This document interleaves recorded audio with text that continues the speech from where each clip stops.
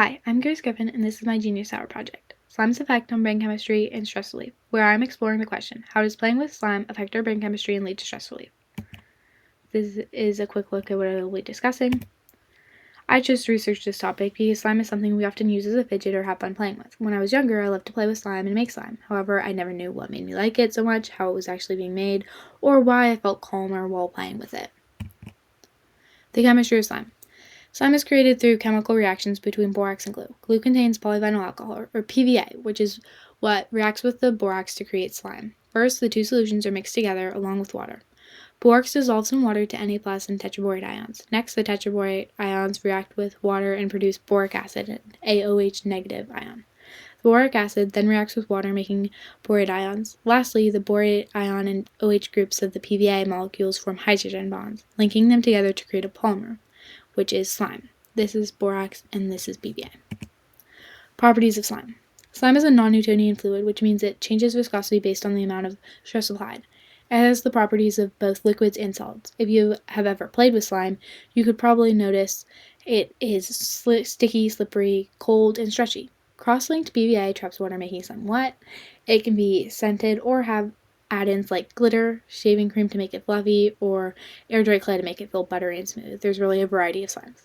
The consistency of this slime is based on the ratio of glue to borax. For example, if there's more glue than borax, the number of cross-links able to form is limited and the slime will be more fluid.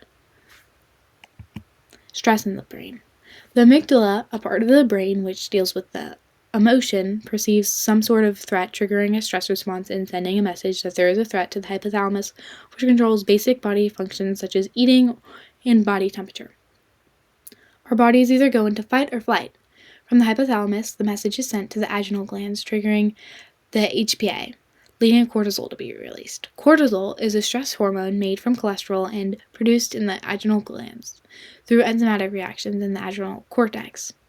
When cortisol is released, it enters the bloodstream and binds with glucocorticoid receptors. As it does this, it affects glucose metabolism, immune function, and brain activity, so it really spreads throughout the body.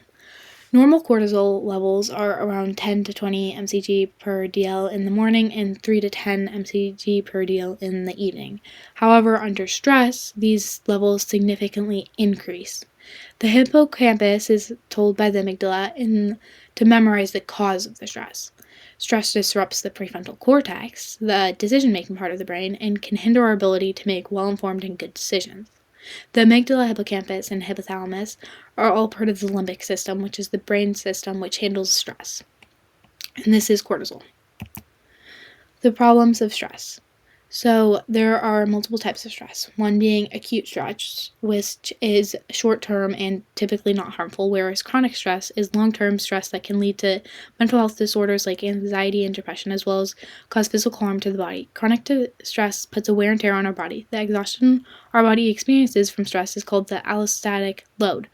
Stress hormones such as cortisol affect the hippocampus, amygdala, and prefrontal cortex. Under stress, these areas can change shape and function. When under stress, the respiratory system can give many people trouble breathing. Some people have asthma attacks or panic attacks brought on by stress, where they experience symptoms such as shortness of breath and hyperventilation. Our muscles tense up when we're under stress. When we experience acute stress, our heart typically speeds up with stronger contractions. With chronic stress, long-term damage can be made to the heart, and we are more likely to have a stroke, heart attack, or hypertension.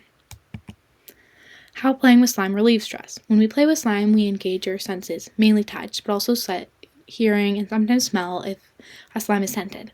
The tactile stimulation from slime engages nerves in our hands, which are connected to the limbic system. As our focus is directed to playing with the slime, repetitive motion and physical contact with slime leads to the release of endorphins, which help enhance our mood and combat stress. Tactile play can increase dopamine and serotonin levels, neurotransmitters made from amino acids that help to boost your mood. Sensory input triggers parasympathetic nervous system response, reducing cortisol production at the chemical level. The parasympathetic nervous system is responsible for many bodily functions when the body is in a relaxed state. So playing with slime can lead to stress relief through the tactile stimulation it provides and how it leads to the release of endorphins from the brain. Thank you.